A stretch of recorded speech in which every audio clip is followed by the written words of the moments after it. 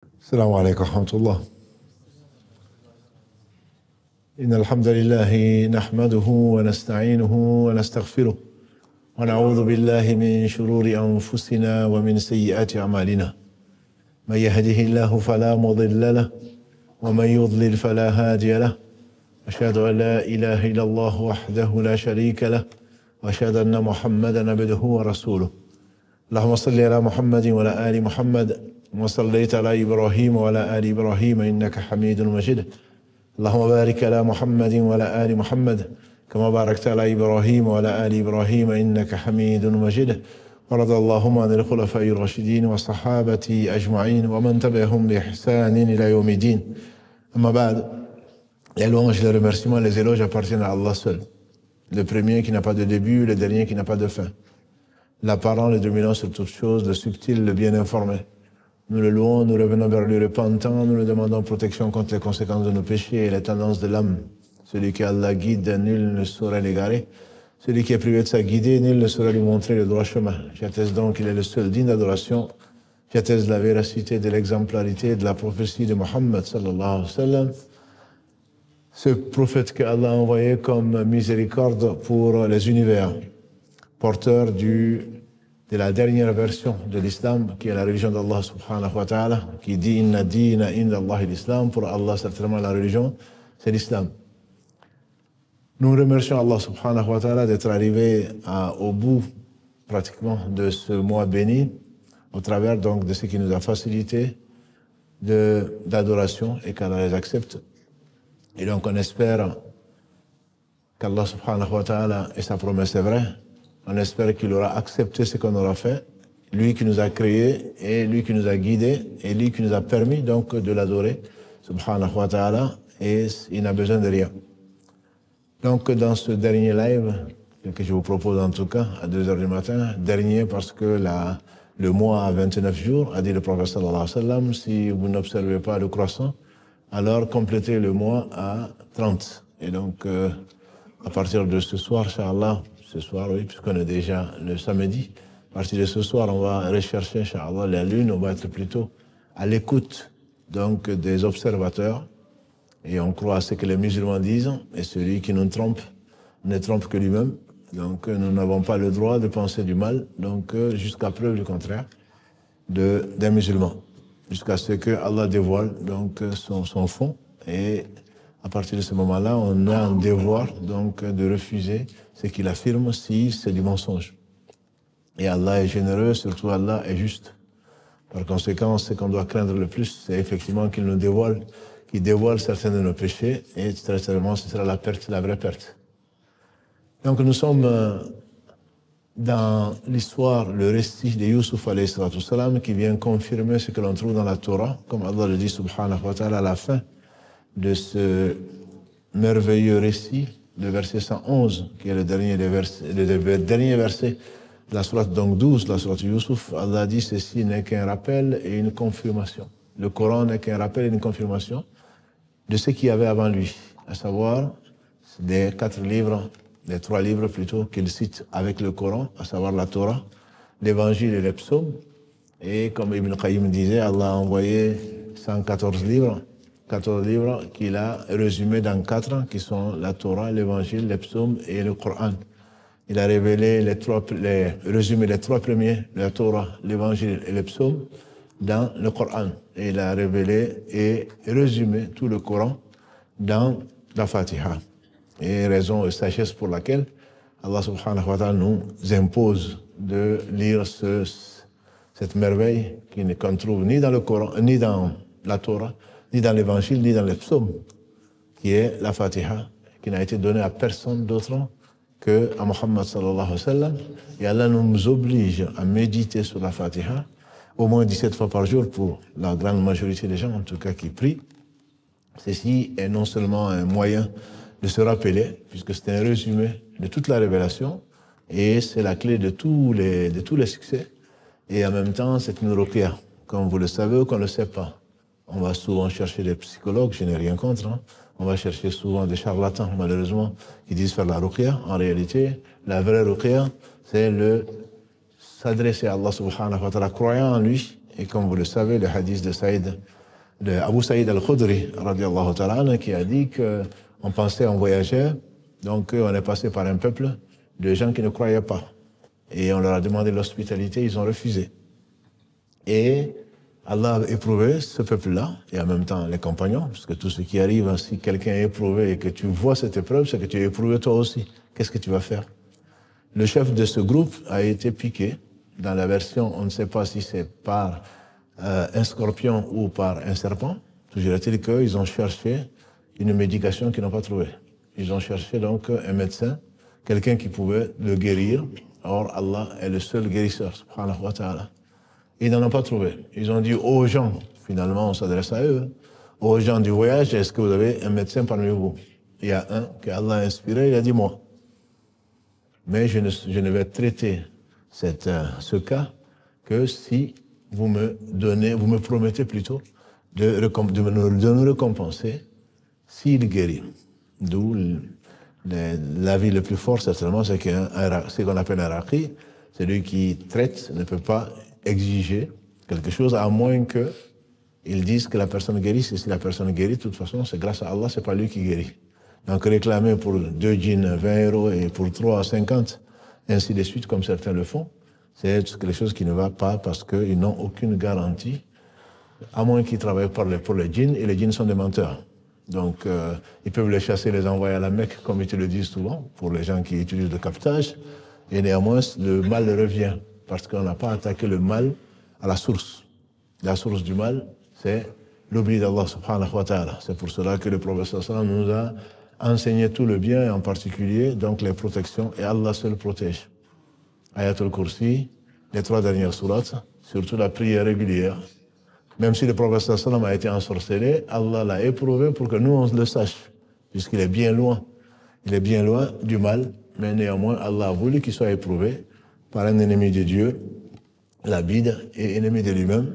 Ensuite, Allah a révélé donc les 2 dernières sourates, dont l'avant-dernière sourate, Al-Falaq, dont on ne connaît peut-être pas l'importance. Le prophète sallallahu alayhi wa sallam a dit qu'Allah n'a pas aimé une sourate plus que Al-Falaq.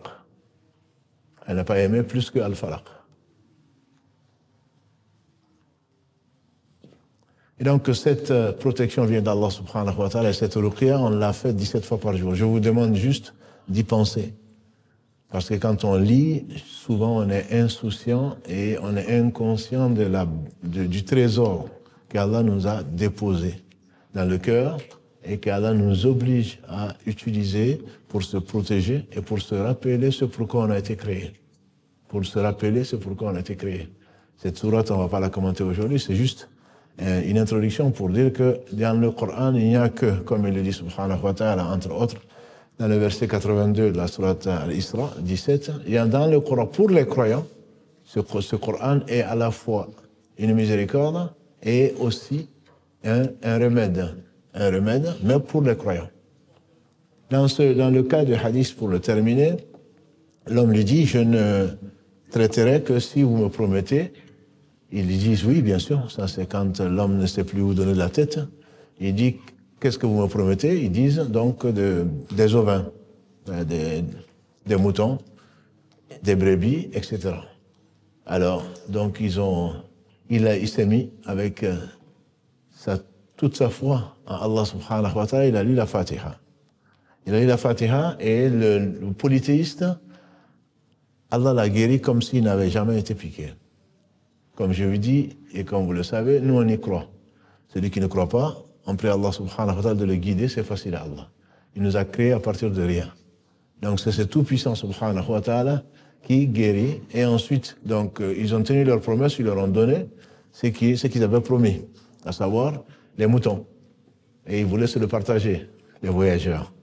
Il y a un qu'Allah a inspiré qui dit, moi je ne partagerai pas, moi je ne prendrai pas sans demander l'avis du prophète sallallahu alayhi wa sallam. Et ça doit être le réflexe. Allah n'a rien laissé au hasard qui n'existe pas. Le réflexe, c'est est-ce que, avant de faire une chose, c'est est-ce que Allah l'a prescrit? Est-ce que Allah l'a aimé? Est-ce que Allah a envoyé un message dessus? À ce moment-là, avant de le faire, bien sûr. Nous, souvent, on est dans la démarche inverse. On a fait ça, est-ce que c'est halal? Est-ce que je peux l'utiliser? Non. C'est avant de le faire, en fait, dira mieux que moi, je ne sais pas s'il a dit d'ailleurs, que je n'ai jamais fait quelque chose avant de voir Allah avant. Je trouve ça tellement beau, mais c'est un peu prétentieux. C'est comme si tu n'oubliais pas. Mais en réalité, c'est vraiment la position idéale d'un croyant. Je veux faire une chose, est-ce qu'Allah l'a permise ou pas? S'il l'a permise, bien sûr, je me précipite pour la faire. Et s'il a interdit, c'est qu'il n'a rien interdit que le mauvais, que le faux.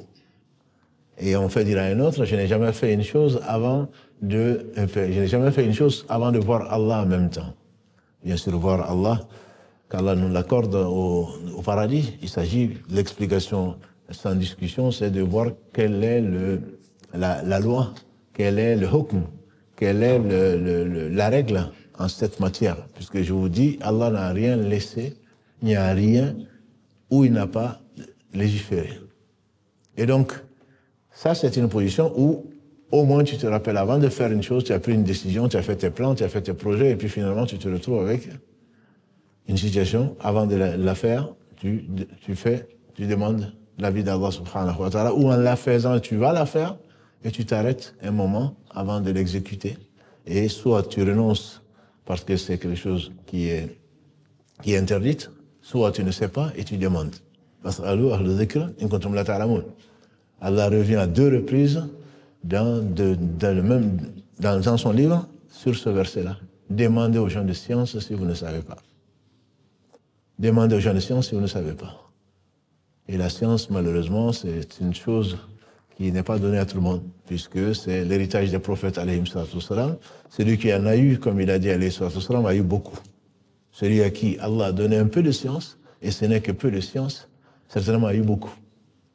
Et vous connaissez certainement ce hadith rapporté par l'imam Bukhari, où Al-Khidr dit à Moussa, alayhim salam, Ya Moussa, vois-tu, toujours sur le destin, sur la sagesse du destin, sur la saveur du destin, quand il a tué ce garçon, quand il a fait des trous dans le bateau, dans le navire, quand il a redressé le mur, quand il a terminé tout ça et que Moussa ne savait pas, et il avait anticipé, tu ne seras pas passé à ma compagnie.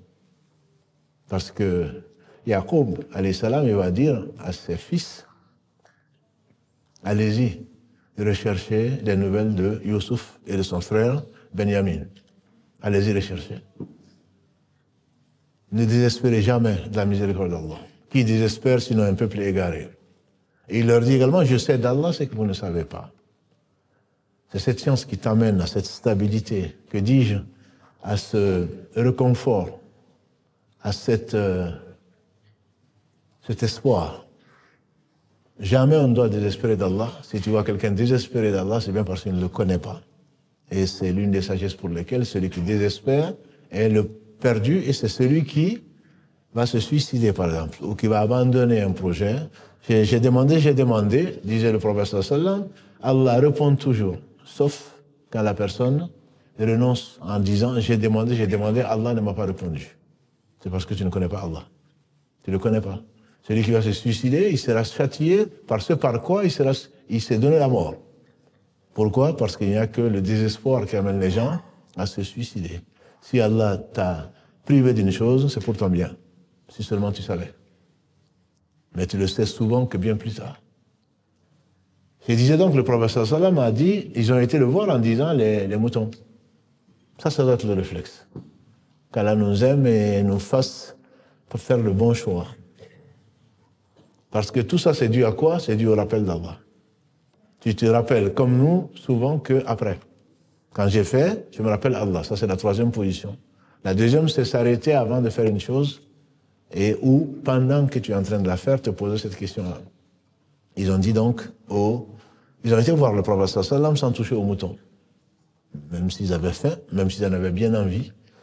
Et Allah a mis le bien dans la communauté de Mohammed sallallahu alayhi wa sallam. Il a dit, le prophète sallallahu alayhi wa sallam, jamais ma communauté ne sera d'accord sur le faux. Ça, c'est une faveur d'Allah sur nous. Jamais. Ce n'est pas un avis qu'il est majoritaire ou il est minoritaire. Mais il y aura toujours, dans l'avis des héritiers des prophètes, alayhi wa sallam, dans la science, l'avis juste. Nous, on aime bien, non, mais il y a plusieurs avis. Comme si il faut prendre l'avis qui m'arrange. En réalité, si tu crains Allah, il est conseillé de prendre l'avis qui ne t'arrange pas. Si tu n'as pas de preuves, bien sûr. S'il y a des preuves, il n'y a pas de discussion. Mais il y a plusieurs avis. Si tu crains Allah, tu vas à l'encontre de tes passions. Tu prends l'avis qui est le plus sûr. Encore une fois, parce qu'il n'y a que des arguments, il n'y a pas de preuves. La preuve étant, Allah a dit, son messager a dit. Les compagnons, ils ont dit, c'est ça la preuve. Le reste, c'est une argumentation pour laquelle, alhamdulillah, Allah va te récompenser parce que tu as fait l'ijtihad. Qu'est-ce que je dois faire? Je pense que non, ça ne va pas, etc. Tu fais rentrer la raison. Ça, c'est un argument, mais ce n'est pas une preuve. La preuve, c'est celui qui ne se trompe pas. C'est Allah subhanahu wa ta'ala. Et ensuite, c'est celui sur qui la vérité a été envoyée, qui, s'il se trompe, Allah vient le corriger. Ça, c'est Mohammed sallallahu alayhi wa sallam. Et la preuve, c'est les gens fidèles qui l'ont accompagné, qui l'ont suivi pas à pas. Et vous savez, c'est très beau. Cet homme, que le prophète sallallahu alayhi wa sallam priait un jour, il a dit Allah Akbar, ils l'ont suivi, bien sûr. Et à la fin de la prière, ils étaient tous déchaussés. Il a dit, qu'est-ce qu'il y a? Qu'est-ce qui vous arrive? Il a dit, parce que dans la prière, tu enlevais les chaussures. Nous aussi, on enlevait les chaussures. Aujourd'hui, bien sûr, tu vas être traité de je ne sais quoi d'autre.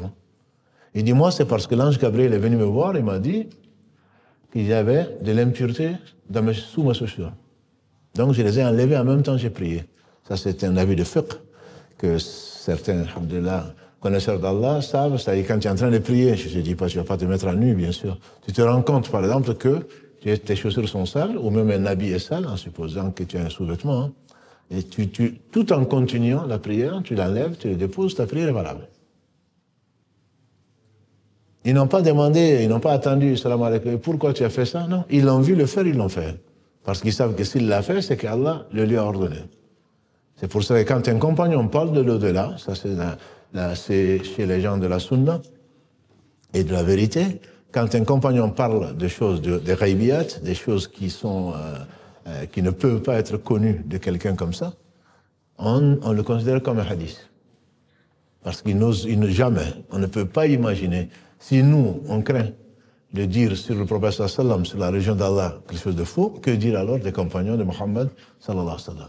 Quand il est dit au paradis, il y a ceci, au paradis, celui qui fait ceci et fait cela, dans l'enfer, il y a ceci, comment ils ont eu la révélation? Non. Non. C'est qu'ils, même s'ils ne l'ont pas fait remonter au prophète sallallahu alayhi wa sallam, on le considère comme la même valeur qu'un hadith. Je ne parle pas bien sûr des coranistes. C'est la même valeur qu'un hadith. Parce qu'ils savent. Abu Huraira le rappelle. Il dit, quand on dit qu'Abu Huraira a dit ceci et cela, il dit, comment est-ce que je peux le dire? Quand j'ai entendu le prophète sallallahu alayhi wa sallam dire, celui qui monte sur moi sciemment, qui réserve sa place en enfer. Celui qui monte sur moi sciemment, qui réserve sa place en enfer. Il n'y a pas de doute qu'il ira en enfer. Comment est-ce que moi j'oserais dire que le prophète sallallahu alayhi wa sallam a dit ceci, alors que je sais qu'il ne l'a pas dit? Ça, c'est l'héritage, mes frères et sœurs, ça, c'est l'héritage qu'Allah nous a laissé. Et il n'y a pas plus bel héritage. Il n'y a pas plus beau. On a vu l'histoire al-Bukhari, on ne va pas revenir dessus, et ce n'est pas le meilleur d'entre eux. Les meilleurs, ce sont les compagnons du prophète sallallahu alayhi wa sallam. Ensuite, celle qu'il a suivie, dont il ne faisait pas partie, les épigones, les tabeïnes, et ensuite celle qu'il a suivie, comme l'a dit le prophète sallallahu alayhi wa sallam, on espère qu'il fait partie de cela, puisque, si ma mémoire est bonne, il est né en 194, si ma mémoire est bonne. De l'Égypte, bien sûr. Donc, Yaqub alayhi salam, il enseigne à ses enfants la aqidah. Il enseigne à ses enfants qui est Allah. C'est la première des choses qu'il faut retenir. On leur enseigne, nous, tout ce qu'on veut, l'amour de ce bas monde, le reste, etc. On leur enseigne la aqidah, à savoir que Allah seul mérite l'adoration, il ne faut jamais désespérer de lui, etc. La clé du paradis, c'est quoi? Je vous demande. La ilaha illallah, la clé du paradis, c'est le tawhid. Personne ne rentrera au paradis en pensant autre chose que sur Allah, autre chose que la vérité, à savoir qu'il est le seul digne d'adoration. C'est ça la clé du paradis. La clé de la victoire, c'est quoi? La clé de la victoire, c'est la patience. C'est le prophète sallallahu alayhi wa sallam qui a dit dans le hadith, entre autres, de Abdallah ibn Abbas, radiallahu ta'ala anhuma, lui et son père, quand elle les agréait, dans un jeune, il n'avait pas, il était un peu plus âgé peut-être que Salman, 14-15 ans. Au jeune homme, je vais t'enseigner des choses. Nous, on va attendre qu'il termine, qu'il se marie, qu'il ait des enfants pour lui enseigner la aqida. Non. Il faut enseigner aux enfants qui est Allah. Quand tu l'enseignes, bien sûr, ça suppose que tu connais. Il n'y a pas mieux. فَعْلَمْ أَنَّهُ لَا إِلَهَ إِلَّا اللَّهِ وَاسْتَغْفِرْ لِذَنْبِكَ وَلِلْمُؤْمِنَاتِ. Allah enseigne à son prophète sallam, verset 19 de la sourate Muhammad 47, sache, ya Muhammad, qu'il n'y a pas d'autre être digne d'adoration si ce n'est Allah, et demande ensuite pardon pour tes erreurs et pour les croyants et les croyantes. Là, les savants disent, là, la science précède l'acte. La science précède l'acte. Si tu aimes quelqu'un, tu veux le sauver, il ne rentrera pas au paradis s'il ne sait pas qu'Allah seul mérite l'adoration. Inna Allah la yaghfiru an yushraka bihi wa yaghfiru ma duna dhalika liman yasha. Allah ne pardonne pas qu'on lui associe quoi que ce soit en dehors de ça, il pardonne à qui il veut. Sourate 4, verset 48 et verset 116. C'est très connu. La clé du paradis, c'est le tawhid. La clé de la victoire, c'est la patience. On imagine comment Youssouf, certainement, et son père ont été patients. Et cette patience, on a dit, c'est trois choses, disent les savants, de façon quasi-unanime. C'est le fait d'obéir à Allah, c'est le fait d'éviter de lui désobéir, et c'est le fait donc de patienter pour ce qui t'arrive. Et les savants disent, je ne sais pas si on en a parlé ou pas, que la patience qui est arrivée, que la patience qu'a manifesté Youssouf alayhi salam quand il était dans le puits est inférieure, c'est qu'il a accepté le sort qu'Allah lui a envoyé sans se plaindre. On n'a pas entendu sa plainte. Ça fait partie des épreuves.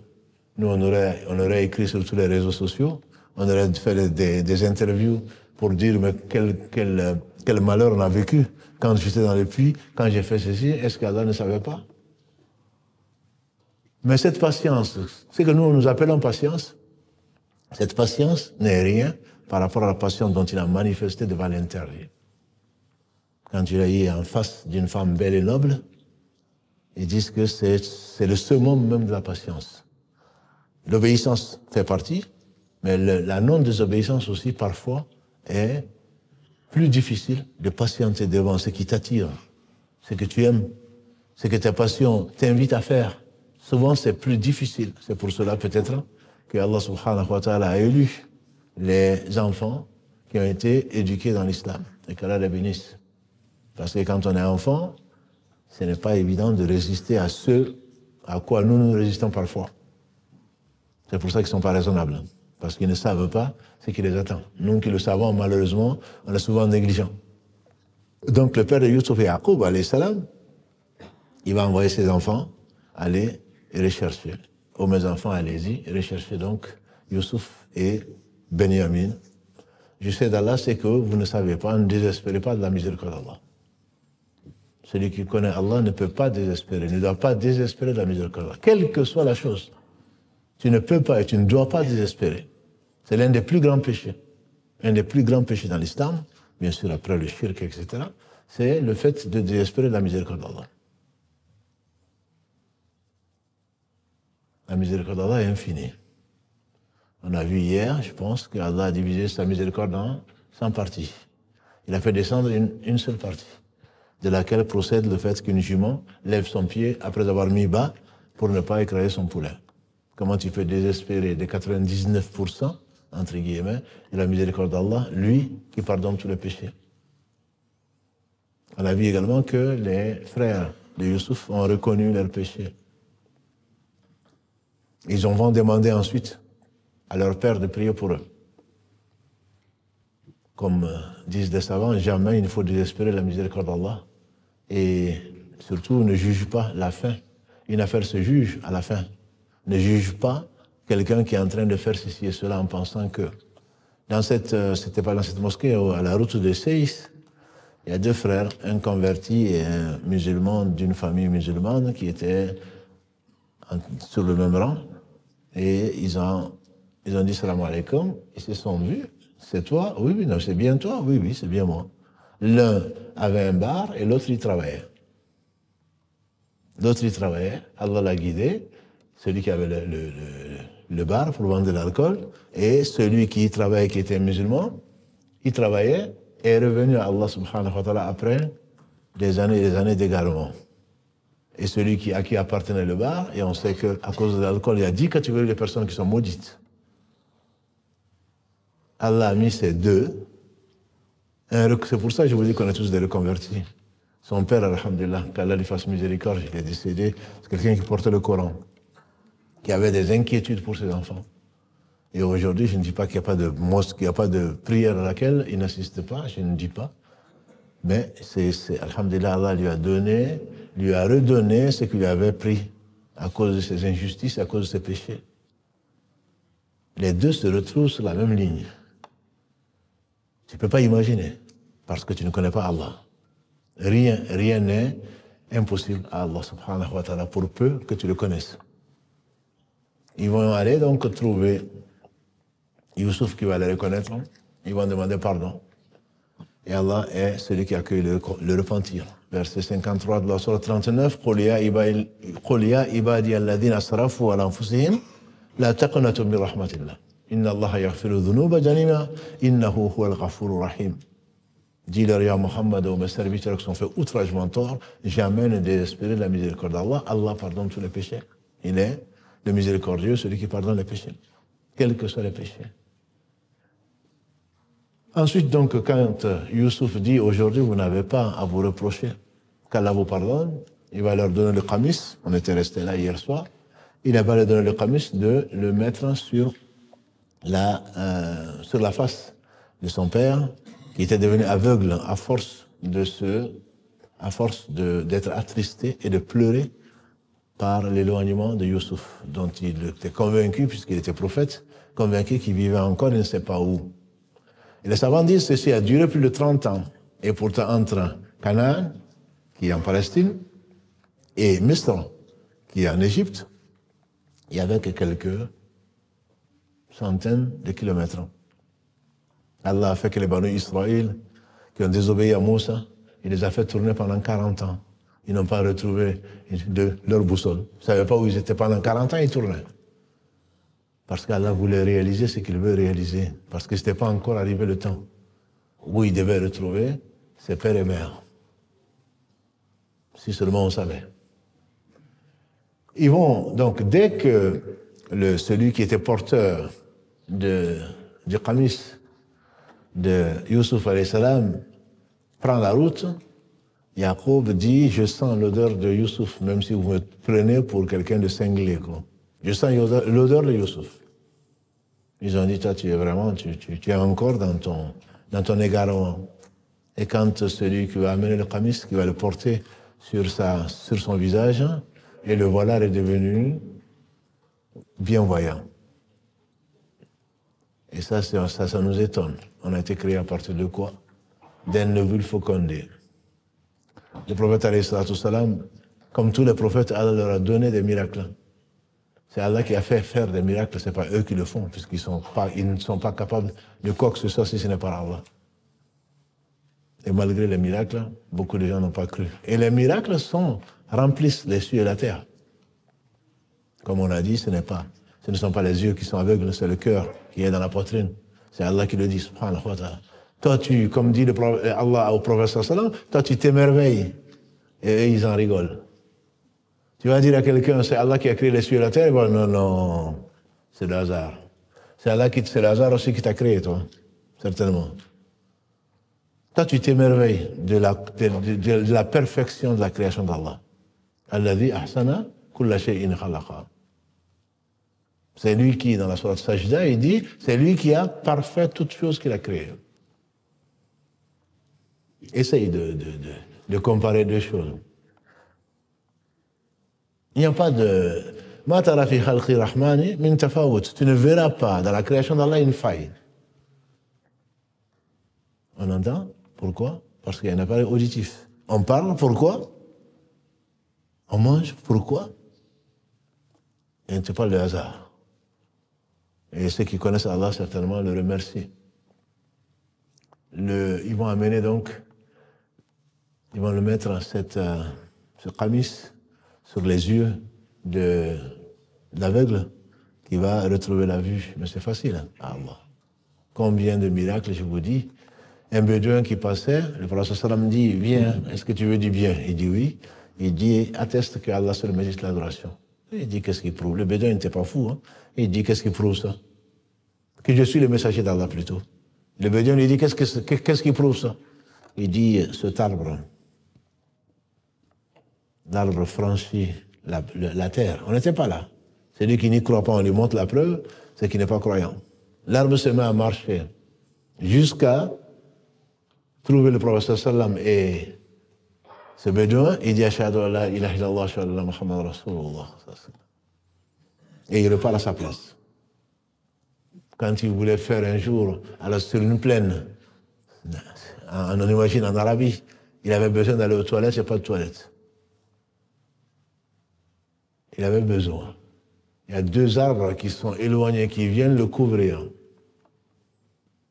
Quand le prophète nous enseigne que la vache a parlé, le loup a parlé, un jour un loup vient prendre une brebis. Le courageux berger le poursuit. Il s'arrête. Il lui dit, il dit au berger, qui est-ce qui va? Pourquoi tu me prends? C'est que Allah m'a donné comme risque, comme subsistance. Ils ont dit, Allah Akbar, le loup a parlé. Il a dit, vous ne voulez pas que je vous dise quelque chose de plus étonnant? C'est qu'un prophète vous a envoyé et vous n'y croyez pas. Toi, quand ton fils a parlé, tu étais très content. Hein? Et c'est toi qui lui as donné la parole. Pourquoi il n'a pas parlé avant? Et à cause de ça, un bébé va parler au berceau, tu vas le prendre pour le fils de Dieu. Allah, il est capable de toutes choses. Il va demander donc à ce que cet homme, ce vieillard prophète, Yaqub, vienne le rejoindre ainsi que toute la famille à Misr. C'est ainsi qu'on comprend plus tard qu'est-ce que faisait Moïse là-bas. Que faisait Moïse des Banu Israël, qu'est-ce qu'il faisait à Misr. C'est parce que Allah a voulu honorer Yaqub et ensuite qui a honoré Youssouf. Ils sont installés là, il était vice-roi, il a fait venir toute sa famille. Donc la famille c'est quoi? C'est la famille d'Israël, qui est Yaqub, avec ses 12 enfants, les Banu Israël, d'où l'origine de ça, sont installés là avant que Allah ne les éprouve par une très grande épreuve que Pharaon a donc condamné d'office à mort tous les fils d'Israël et mis en esclavage toutes les filles parce qu'il craignait pour son pouvoir. Donc là, la boucle n'est pas bouclée, c'est pour comprendre comment, à Ashura, Allah a libéré donc les fils d'Israël et noyé l'ennemi d'Allah, l'ennemi de lui-même, donc qui est Pharaon. Quand le père est venu et la mère, Youssouf alayhi salam, il les a mis sur le trône, entre guillemets, et il a dit, mon père, mais ma mère, voilà l'explication de mon songe ou mon rêve duquel nous sommes partis. On a commencé avec ça depuis 9 épisodes maintenant, depuis 9 soirs, et voilà l'explication de cela. Et il dit, la promesse d'Allah est vraie, même si la plupart des gens ne savent pas. Allah te promet de te ressusciter. Allah promet de te faire comparaître. Allah promet ceci et cela. Il promet la victoire aux croyants. Il promet la défaite aux ennemis d'Allah, ennemis d'eux-mêmes, même si les apparences sont ce qu'elles sont, parce qu'elles sont trompeuses. Est-ce que tu crois en Allah ou tu crois qu'Allah est incapable de faire une chose? C'est une promesse d'Allah. Allah tient ses promesses. Ce récit et d'autres nous prouvent, doivent nourrir les cœurs. Pas une veillée à 2 heures du matin. Il faudrait que ça reste dans les cœurs. De connaître le Seigneur, s'il parle de ce récit, c'est pas autre chose. C'est pour confirmer que ceux qui pensent que Mohammed sallallahu alayhi wa sallam n'est pas prophète, est-ce qu'ils connaissaient ces récits? C'est une confirmation de ce qu'il y avait dans la Torah, dans l'Évangile, dans les psaumes et dans les livres qu'il a révélés. Mais en même temps, c'est une miséricorde pour les croyants. Il dit bien pour les croyants. Seulement ceux qui croient. Pour les autres, ils peuvent penser ce qu'ils veulent. Allah te dit que c'est une miséricorde pour toi de savoir qu'Allah est capable de toutes choses et de savoir que sa miséricorde l'emporte sur quoi que ce soit. Youssouf alayhi salam a donc mis son père et sa mère sur le trône et ses 11 frères se sont prosternés. À l'époque, c'était permis. Aujourd'hui, il n'est pas permis, bien sûr. Ça, c'est une charia. Vous savez que le dogme, il est le même. Tous les prophètes ont appelé à adorer Allah seul. وَمَا أَرْسَلْنَا مِنْ قَبْلِكَ مِنْ رَسُولٍ إِلَّا نُوحِي إِلَيْهِ أَنَّهُ لَا إِلَهَ إِلَّا أَنَا فَاعْبُدُونِ. Allah dit dans la sourate Les Prophètes, verset 25, « Nous n'avons pas envoyé avant toi de messagers sans leur dire, il n'y a pas d'être digne d'adoration sauf moi, adorez-moi donc. » C'est le but de la création, comme vous savez, des hommes et des djinns. « Wa ma khalaqtu al-jinna wal-insa illa liya'budun. » Je n'ai créé les djinns et les hommes qu'afin qu'ils m'adorent. Comme il le dit dans la sourate Az-Zariyat 51, verset 56, très connu. C'était la promesse d'Allah, et c'est ce qu'Allah a réalisé. Youssouf alayhi salam a manifesté deux choses, deux vertus, qui sont la piété et la patience. La piété et la patience. La piété étant d'obéir à Allah, quelles que soient les circonstances. Quelles que soient les circonstances. Et quelle est la clé de la piété? Mon voisin qui a l'air d'avoir retenu, c'est pas moi qui le dis, hein, ça c'est Ibn Qayyim dans son livre La Voie du Paradis, qu'on a déjà étudié ici. Quelle est la clé de la piété? La clé de la piété, dit-il, c'est la sincérité. La clé de la piété, c'est la sincérité. Et qu'Allah nous rende sincères. Ce ne sont pas les apparences. Allah n'accepte que ce qui est sincère, ce qui est voué à lui seul, subhanahu wa ta'ala. Les hypocrites viennent, ils prient, ils jeûnent pour d'autres raisons. Ils ne sont pas sincères et Allah ne l'accepte pas, subhanahu wa ta'ala. Quelle est la clé du falah, de la réussite? La clé de toute réussite, c'est la piété. C'est la clé de la piété qui est la sincérité. Quelle est la clé de tous les bienfaits? La clé de tous les bienfaits, c'est l'attrait d'Allah subhanahu wa ta'ala et l'attirance pour le jour du jugement dernier. Tout bienfait, parce que Allah, tout bienfait vient d'Allah. Le fait de penser à l'au-delà et de remercier Allah, c'est la clé de tous les bienfaits. Et la clé de tous les malheurs, c'est quoi? La désobéissance, c'est un peu ça, mais la clé de toute désobéissance, c'est... Non? C'est l'attrait vers le bas monde. Il n'y a pas de désobéissance qui ne vienne pas de là. C'est le bas monde qui t'attire, pour le pouvoir, pour ceci. Et tu mens, et tu machin. Et c'est tout ça pourquoi? Pour ce bas monde, qui ne représente pas plus que le chevreau mort, comme le prophète sallam l'a dit, le hadith de Jabir ibn Abdullah, radiallahu ta'ala anhuma. On a tout ça. On trouve tout ça dans les récits, et notamment dans le récit de Youssouf alayhi salam. Pourquoi ses frères, par jalousie, ont voulu le tuer? Pour une raison bête. Que dis-je, qu'est-ce que ça leur apporte que d'être plus proche de leur père? Qu'est-ce que ça les a amenés à quoi? Sinon à la désobéissance d'Allah, et qui a amené ce que ça a amené. Ça, ce sont des leçons qu'Allah subhanahu wa ta'ala a voulu nous laisser, et une leçon centrale sur laquelle il ne faut pas passer, surtout aujourd'hui. C'est la piété filiale. J'insiste dessus. C'est une valeur que vous êtes en train de perdre, les jeunes. C'est la piété filiale. Bien sûr, tu ne choisis pas ton père. Tu ne choisis pas ta mère. Mais quand on a demandé à Abu Huraira, radiallahu anhu, il a dit, un homme est venu demander au prophète sallallahu alayhi wa sallam à qui je dois le plus d'égard, le plus de bienveillance. Il a dit ta mère. Et ensuite, il a dit ta mère. Ensuite, il a dit ta mère. Ensuite, il a dit ton père. Aujourd'hui, les parents, il suffit qu'ils vieillissent un peu, que tu les mettes en EHPAD, et encore, et on te téléphone après quelque temps, comme quoi ton père est mort, ta mère est morte. Bon, tu vas l'enterrer, quoi. Et puis tu vas surtout voir qu'est-ce qu'ils n'ont pas laissé un testament, qu'est-ce qu'il leur reste pour en profiter. Mais ils sont morts, tu vas mourir toi aussi. Le prophète sallam un jour meilleur qu'aujourd'hui pendant le ramadan.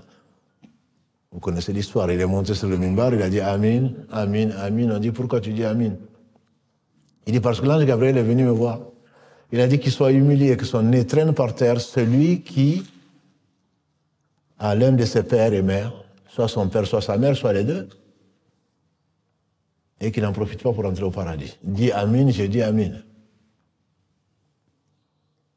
Bien sûr, il ne s'agit pas. وَإِنْ جَاهَدَاكَ عَلَىٰ أَنْ تُشْرِكَ بِمَا لَيْسَ لَكَ بِهِ عِلْمٌ فَلَا تُطِعْهُمَا وَصَاحِبْهُمَا فِي الدُّنْيَا مَعْرُوفًا.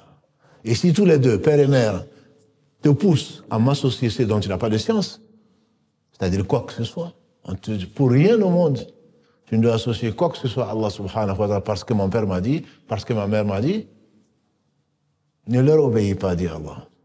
On a vu que l'amour d'Allah passe avant l'amour de toute chose. Toute chose qui n'est pas aimée pour Allah, tu l'associes quelque part à Allah. La ilaha illallah, disait Ibn Qayyim, c'est il n'y a pas d'être digne, d'être aimé pour lui-même si ce n'est Allah. Et Allah dit, وَصَاحِبُهُمَا فِي الدُّنْيَا مَعْرُوفًا, malgré le fait que tu leur désobéis parce qu'ils ont dit qu'il ne faut pas adorer Allah, ou qu'il faut faire ceci, ou qu'ils ne connaissent pas Allah, ils t'amènent à associer à Allah d'une façon ou d'une autre par leur ignorance, bien qu'ils t'aiment. Mais l'amour, on l'a dit, passe avant toute chose par l'amour d'Allah subhanahu wa ta'ala. Père et mère, tu ne vas pas en avoir deux.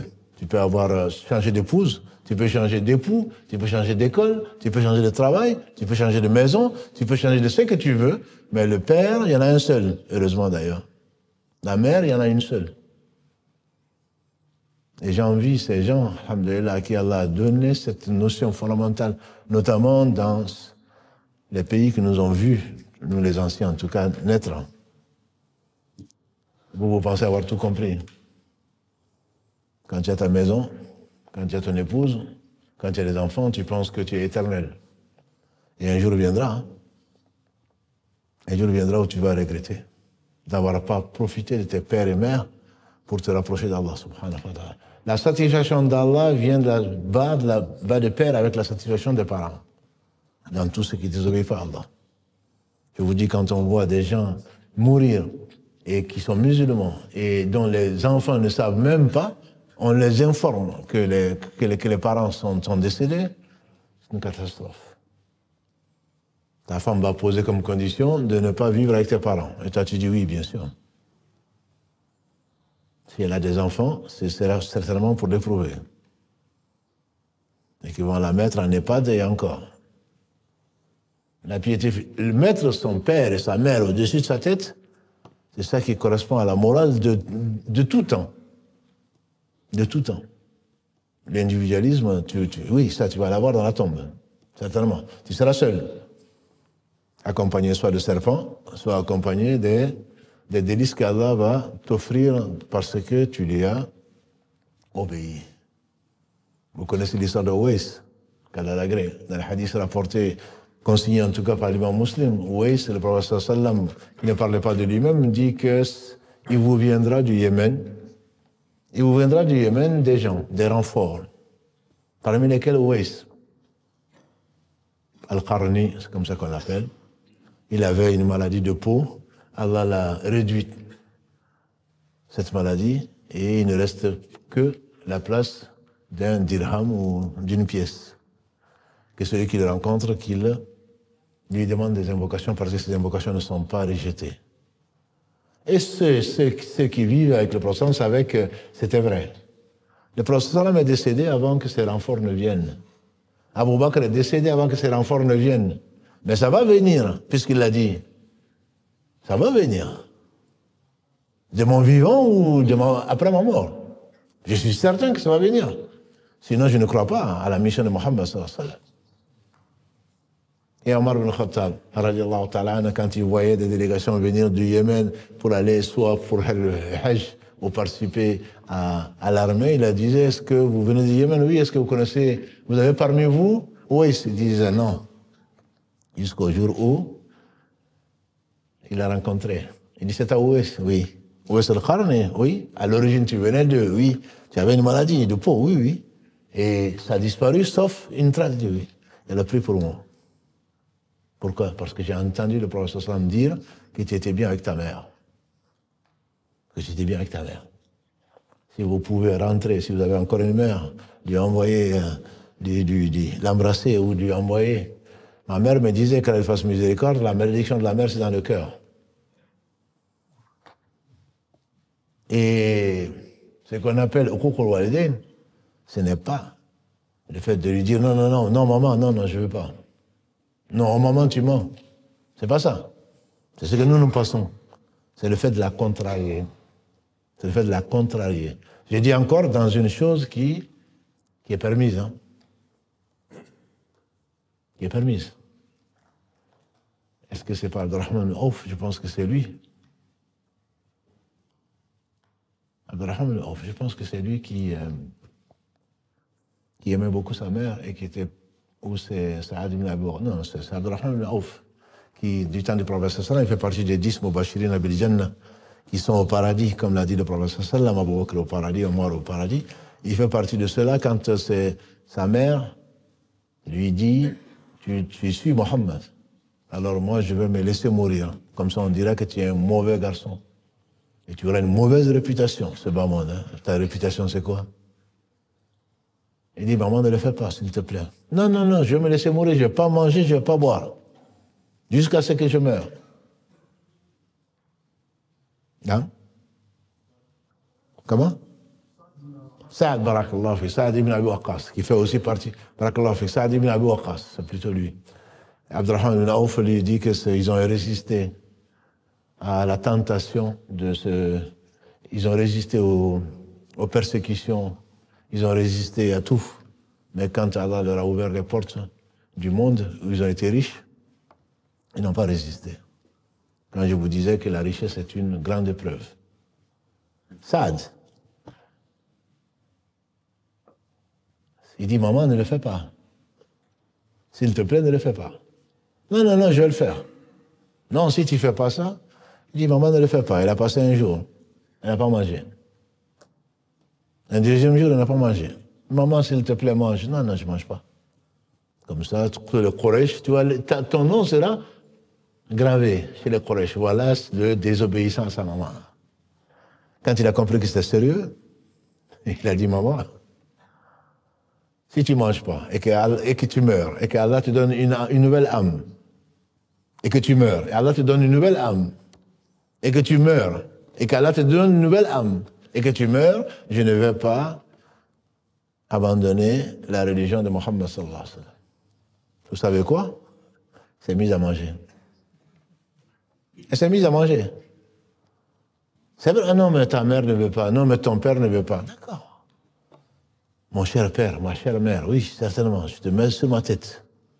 Mais après, Allah, il est bien au-dessus de tout. Il faut que tu le saches. Bien que je dois être bienveillant vis-à-vis de toi.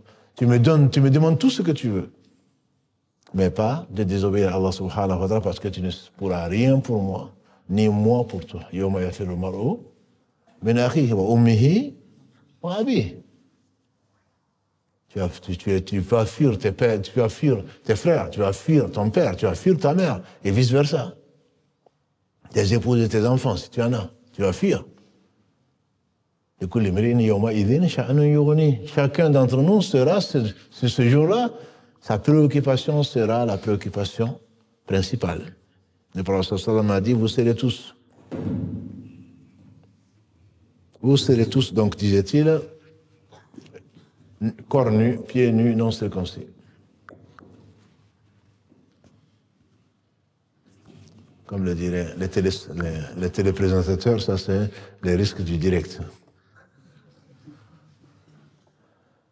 Il dit, vous serez tous nus, pieds nus, corps nus, non circoncis. Aïcha, notre mère, elle dit, Ya Rasulallah, on va se regarder les uns les autres. Il a dit non. Il y a 3 moments où personne ne pensera à personne. Personne ne pensera à personne. Et ces moments, parmi lesquels, avant de traverser le pont, une fois que tu as traversé le pont, alhamdulillah, tu entreras au paradis, même s'il y a quelques règlements à régler, quelques discussions ou quelques disputes à régler entre les croyants. Mais une fois que tu as traversé le pont, c'est terminé. La piété filiale. Ton père ensuite, avant ta mère et encore ta mère et encore ta mère. Je vous dis, ce sont des choses qui disparaissent malheureusement, y compris dans les familles musulmanes. Pourquoi? Parce que la mauvaise compagnie reste la mauvaise compagnie, comme l'a dit le prophète sallallahu alayhi wa sallam. Il te restera au moins l'odeur. Il te donnera au moins l'odeur. Tu vas faire comme tes copains, les jeunes. Et tu vas être placé en famille d'accueil, et encore. Et tu vas perdre ta religion. Et ensuite, si tu meurs dans cet état, je crains pour moi, je crains pour toi. La piété filiale fait partie de ces leçons dans la dernière partie du récit de Youssouf alayhi salam. Le Cheikh Saadi, qu'Allah lui fasse miséricorde, il tire une autre leçon, il dit « On n'a rien abandonné pour Allah sans qu'Allah te donne mieux ». Il parle de Youssouf alayhi salam. Il a été attiré vers le péché et Allah lui a donné pas seulement la royauté qui ne l'intéressait pas, il lui a donné tout ce qu'il voulait dans ce bas monde. Il faisait ce qu'il voulait dans ce bas monde. Il a dû prendre comme épouse celle que Allah subhanahu wa ta'ala lui avait destinée. Il serait tombé dans le péché, il aurait été éloigné d'Allah et il aurait eu ce que méritent les gens qui ont désobéi à Allah. Il faisait partie, Allah souvent dans cette sourate parle de Innahu kana minal muhsinin. Il faisait partie des gens qui visaient l'excellence, qui adoraient Allah comme s'ils le voyaient. Ça c'est dû à quoi? On a dit la patience et la piété. C'est deux mamelles de la réussite. C'est deux mamelles de la réussite. Tu ne peux pas réussir sans être patient. Tu ne peux pas réussir sans être pieux. Tu ne peux pas. C'est deux choses sans lesquelles ton avenir est assombri, que tu le veuilles ou pas. Ça, c'était une des leçons de Allah l'a protégé quand il en avait le plus besoin. Et on a tous besoin. Wallahi, si on pense au bienfait d'Allah, on ne saurait le dénombrer. C'est pas moi qui le dis. Allah ici, il qualifie son Seigneur, qui lui a inspiré, il était prophète, de cette qualité de lutf. Allah, il est latif. Latif, en arabe, ça a deux sens, au moins deux sens. Lutfa, c'est la douceur, comme une mère qui t'aime tant, qui te voit en train de dormir, qui vient enlever sa couverture et qui te le met dessus. Et toi, pourquoi tu me réveilles? C'est tout ce que tu as comme réponse. Au lieu de remercier Barakallahu fik, maman, non. Pourquoi tu me réveilles? Pourquoi tu as aimé la lumière? Et pourquoi tu as fait ceci? Et il ne m'en faisait pas partie. Il disait, Youssouf alayhi salatu salam, dans ces derniers versets, quand il disait à son père que Allah était bienveillant vis-à-vis de lui, quand il a fait sortir du puits. Et quand il a réuni avec ses frères, une fois que Satan les a séparés. Tu ne pourras pas être heureux, mon frère, tu ne pourras pas être ma sœur si tu ne penses, si tu ne vois que ce qui ne va pas. Rappelle-toi tout ce qu'Allah t'a donné, tu ne peux pas. Shaitan, il te vient d'embellir, mais j'ai pas eu ça, j'ai échoué en machin, j'ai pas eu ceci, j'ai pas eu cela. Et tout ce que tu as eu, et comme je dis souvent, c'est la bouteille, pas à moitié vide. Hein. Si la bouteille elle est comme elle est, je n'ai pas de bouteille là, si elle est comme elle est, si on a laissé un petit volume, c'est calculé. Mais il faut qu'elle soit pleine. Donc, toi, tu as déjà bu ta bouteille. Karim, si tu peux me montrer la bouteille, tu vois. Elle est pleine, hein? La bouteille, elle est pleine. Il a disparu, Karim. Il est en train de prendre des photos. La bouteille, elle est pleine. Vous la voyez toutes, tous. Il y a un petit volume. Toi, tu ne vois que ce volume-là. Si le volume était rempli, la bouteille allait éclater. Elle allait éclater. Ah non, mais elle n'est pas... Non, tu tiens cette bouteille. Non, non, non, elle n'est pas pleine. Voilà. Moi, je veux une bouteille pleine. Tu es à cet exemple-là. Allah te donne tout sauf ça. Parce que si tu avais donné ça, peut-être que tu serais mécréant. Je ne suis pas encore marié. J'ai 30 ans. Et alors?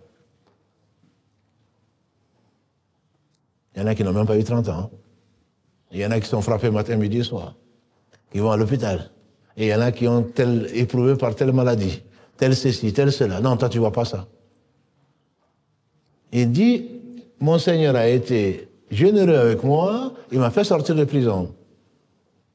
Et la prison de ce bas monde, tu y es. C'est ton Seigneur qui va te faire sortir. Si tu as une joie quelconque, si tu sors de ta situation de tristesse, c'est grâce à Allah. Autrement, tu serais triste toute ta vie. Tu n'as pas vu ceux qui ont tout ce qu'il y a. Et pourtant, ils sont tristes. Et tu apprends qu'ils se sont suicidés. Et tu apprends qu'ils sont déprimés. Et tu apprends qu'ils sont à l'hôpital. Et tu apprends que toi, tu ne vois pas tout ça. Quand ton Seigneur a proclamé, si vous me remerciez, je vous en rajoute. Nous, on ne fait que râler, comme je vous l'ai déjà dit. Moi, le premier, on est tous dedans. On ne voit que ce qui ne va pas. C'est ce qui a amené que l'enfer est rempli de ce que vous savez. Parce que tu ne vois que ce qui ne va pas. Tu n'as pas vu ce qu'il a fait, tu n'as pas vu ce qu'elle a fait, tu n'as pas vu, Allah n'aime pas les ingrats. Et on est ingrats. Et on est ingrats. Illa ma rahimallah. Sauf ceux à qui Allah fait miséricorde. Quand la clé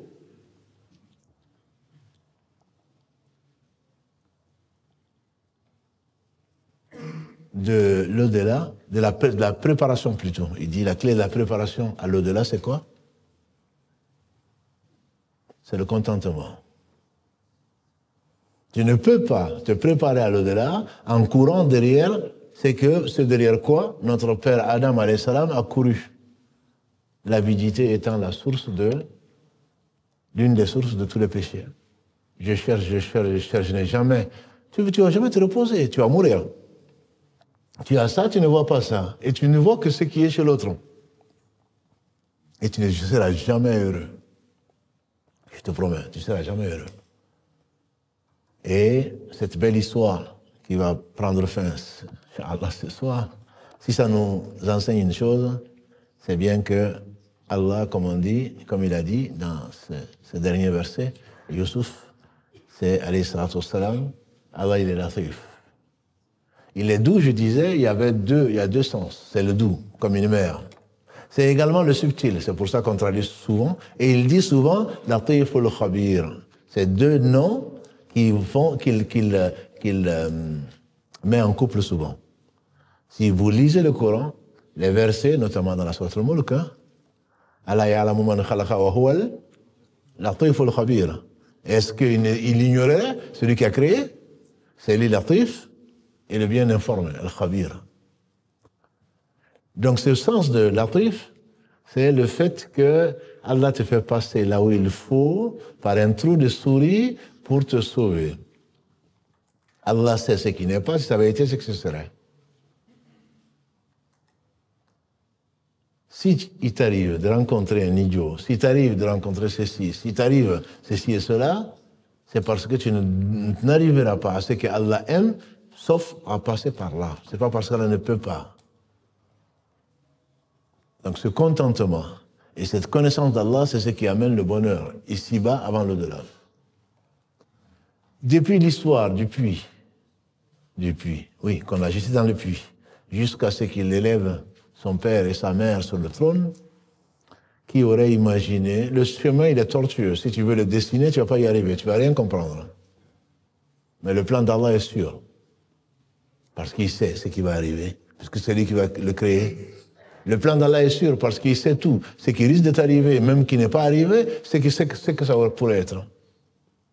Et donc la saveur a un destin, et j'envie les gens qui croient au destin. Et comme on a dit, ce n'est pas le fait de croiser ses bras en disant c'est le destin. Non, c'est le fait de savoir qu'il n'y a pas d'échec dans une vie, qu'il y a des expériences. Si tu devais passer par là, tu es passé par là. Si tu devais passer par la case prison, ce n'est pas pour rien. Profites-en de cette case prison, de ton erreur, pour apprendre de ces erreurs, comme le dit le proverbe français. Apprendre de tes erreurs. C'est une expérience. Ce n'est pas un échec. Somme d'échecs que tu n'as jamais avancé. Tu as échoué là, tu te retournes de l'autre côté. Là aussi, tu vas échouer. Parce que tu n'as pas compris le sens des épreuves. Il n'y a pas d'échec. Et surtout, si tu crois en Allah subhanahu wa ta'ala, ton destin sera merveilleux et tu feras partie des bienheureux. Pourquoi? Parce que l'acte sera jugé sur la fin. C'est la fin qui est la plus importante dans ta vie. C'est pour cela qu'on demande à Allah subhanahu wa ta'ala d'avoir une belle fin. Parce qu'il y a des gens qui commencent bien et qui ne finissent pas, ou qui finissent mal. Si tu te laisses conduire par le destin d'Allah subhanahu wa ta'ala, comme disent les gens de science, tu serais comme ce corps d'un défunt qui se laisse laver par celui qui lave les morts. Il n'a pas le choix. Il ne peut même pas, non, attends, là j'ai mal là. Non, attends un peu, c'est trop chaud. Non. Il le tourne comme il veut. Mais ça correspond à la volonté d'Allah. Si tu opposes ta volonté à celle d'Allah, tu ne vas jamais gagner le bonheur, jamais. Parce que la volonté d'Allah, ça fait partie du destin et c'est péremptoire. Ce qu'Allah veut se réalise. Ce qu'il ne veut pas, ne va pas se réaliser. Ne te rends pas malade. Ne te rends pas malade parce que de toute façon, tu seras malade. Si tu n'acceptes pas ce qu'Allah veut faire de toi, très certainement, tu ne seras pas heureux. Et on cherche tous à être heureux ici-bas avant l'au-delà. Et on a déjà vu les 3 choses qui rendent l'homme heureux. Ibn Qayyim dit, c'est le remerciement. Le remerciement d'Allah. Si tu ne remercies pas Allah, tu ne seras jamais heureux. Tu es un ingrat. Et vous le savez, les Arabes qui sont dans la salle ou qui écoutent sur Instagram ou Facebook ou YouTube ou TikTok, s'il y en a, ils savent que l'étymologie de l'ingratitude, c'est kafara. Et c'est ce qui a donné le kufr aussi, qui est la mécréance. C'est cacher ce qui est la réalité, c'est cacher la réalité. C'est pas se voiler la face, mais c'est cacher la réalité. Pourquoi? Et d'où le nom des Yujib al-Kuffar. Dans la sourate 48, verset 29, Muhammadur Rasulullah wa alladhina ma'ah. Muhammad est le messager d'Allah et ceux qui sont avec eux, jusqu'à la fin, le dernier verset où Allah dit, afin que s'émerveille, leur exemple, afin que s'émerveille le paysan. Le paysan, c'est quoi? C'est celui qui couvre, donc il met des graines et il couvre pour qu'Allah fasse sortir ce qu'il veut. C'est la même racine. Et Allah n'aime pas les ingrats. Et Allah dit, on avait peut-être commencé par ce verset, je ne me rappelle plus, le verset 112 de la sourate 33, quand Adam alayhi salam et nous avec ont accepté la amana, et quand Allah dit subhanahu wa ta'ala, innahu kana zaluman jahula, il est très certainement zaluman, un injuste, et il est un zaluman jahula, un ignorant. Et plus dans la sourate Ibrahim, quand il dit wa atakum min kulli ma sa'altumuh fa in ta'udu ni'matallahi la tuhsuha innal insana la zalumun kafar. Verset 34 de la sourate 14, Allah dit et vous a donné tout ce que vous lui avez demandé. Mais l'homme est très certainement ingrat, un zaloum, il est injuste et il est un très grand ingrat. Tu ne vois que ce qui ne va pas, on a dit, mais surtout le remerciement d'Allah, dit Ibn Qayyim, qu'Allah lui fasse miséricorde, c'est dans 3 choses, et on est encore dans une des clés du bonheur, mais le remerciement d'Allah, c'est dans 3 choses, c'est de savoir que tout bienfait vient de lui. Tout bienfait qui t'arrive, Allah dit dans la sourate Nahl, 16, verset 53, tout bienfait que tu reçois, ça vient d'Allah. Nous, on voit que c'est ce qui ne va pas. Et pourtant, c'est du bien pour nous. Tout bienfait vient d'Allah. Deuxièmement, c'est ta pauvreté.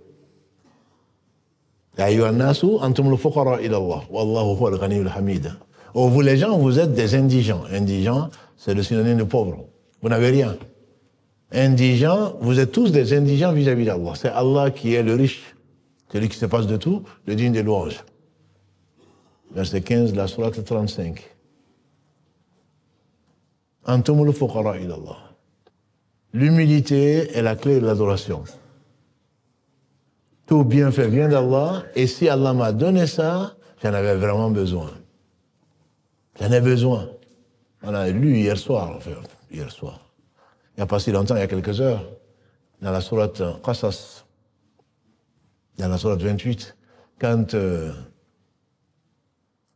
Moussa, alayhi salatu salam, quand il a fui la mort, quand on cherchait à le tuer, quand il a été vers Madian, et qu'il a aidé ces deux femmes à puiser de l'eau pour abreuver le troupeau, qu'est-ce qu'il a dit? Seigneur, du bienfait dont tu vas me pourvoir, j'en ai vraiment besoin. C'est ça l'adoration. Savoir que tu as besoin d'Allah. Si tu penses que tu n'as pas besoin d'Allah, tu deviens orgueilleux. Tu oublies Allah et tu ne vas pas l'invoquer. L'humilité, c'est le fait de savoir que tout bien vient d'Allah. Demande-lui, il va te le donner. Ton Seigneur a dit, invoquez-moi et je vais vous répondre. Surat 40, verset 60. Son Seigneur a dit, il a proclamé, invoquez-moi et je vais vous répondre. Quand tu invoques, c'est que tu es pauvre. Pourquoi tu demandes? Si tu peux pas, si tu peux le faire. Tu ne peux pas le faire.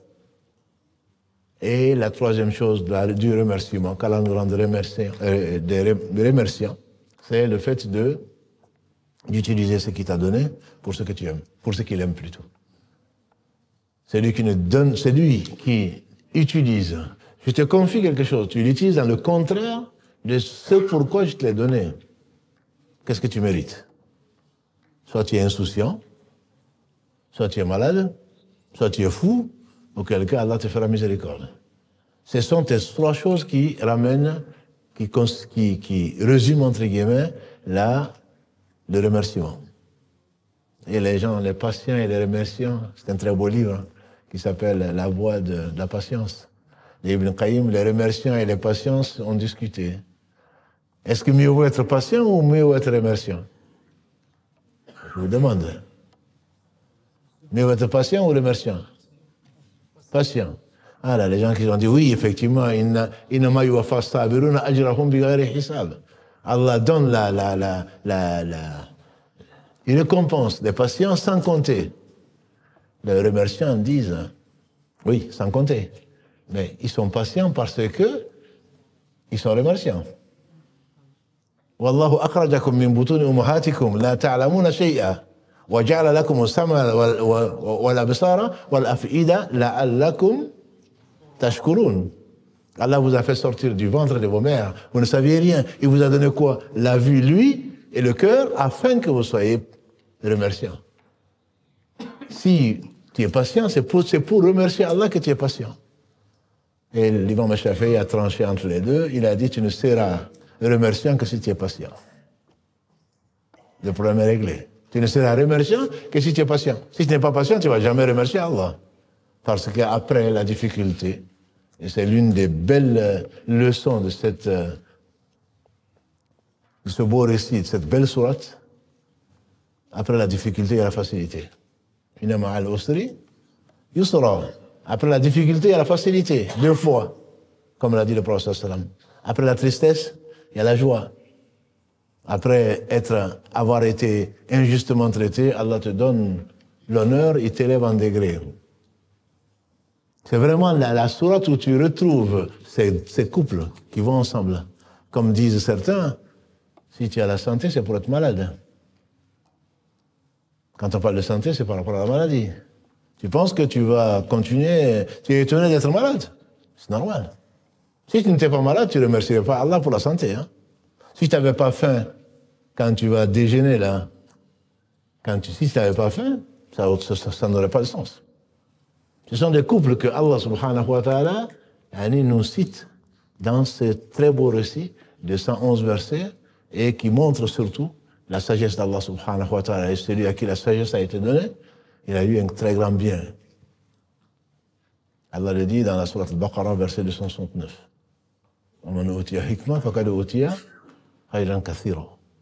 Et cette sagesse, c'est la réalité des choses. Allah nous a fait d'économie d'aller chercher la vérité ailleurs. Il nous l'a donnée. Il nous l'a embellie dans nos cœurs. Il l'a conservée dans le Coran. Et on va aller chercher le bonheur ailleurs. Ça, c'était le premier, c'était le remerciement. Dit Ibn Qayyim, le bonheur dans ce bas monde, c'est le remerciement. Tu vois pas comment tu es heureux quand tu te contentes de ce que Allah te donne et que tu le remercies, tu ne sens pas? entre ça et le stress continu et l'ingratitude. Et remercie un peu Allah. Ça va te soulager. Et la deuxième chose, c'est la patience. Alhamdulillah, on en a un peu parlé, mais c'est beaucoup plus beau encore que ça. Quand une chose arrive, il faut patienter. Et la troisième et dernière chose, le temps file, c'est de demander pardon. Si tu as ces trois, tu as gagné. Chaque fois que tu penses à Allah, en tout cas c'est ce que j'ai compris, chaque fois que tu penses à Allah, que tu ne demandes pas pardon, c'est que tu es un ingrat. Quand tu ne vois que ce qui ne va pas, comment tu peux remercier Allah? Si tu te mets à essayer de dénombrer les bienfaits d'Allah, jamais tu ne peux le faire. Comme les gens sont absents ici et devant les écrans, c'est un bienfait énorme. Comme les gens sont en train de faire autre chose, et plutôt que de chercher l'au-delà, la clé du bonheur, de tous les bienfaits, la recherche de l'au-delà, combien sont à côté, ils pensent avoir passé une bonne nuit. On demande à Allah subhanahu wa ta'ala d'accepter ce qu'on a fait, grâce à Allah. Comme les gens sont loin d'Allah, parce qu'Allah n'a pas voulu les rapprocher. Je ne dis pas qu'on est proche, mais en tout cas c'est ce qu'on recherche. Et la promesse d'Allah est vraie. Et Allah nous a donné ce qu'il n'a donné qu'aux gens qu'il a aimé, la foi. Et il a préservé.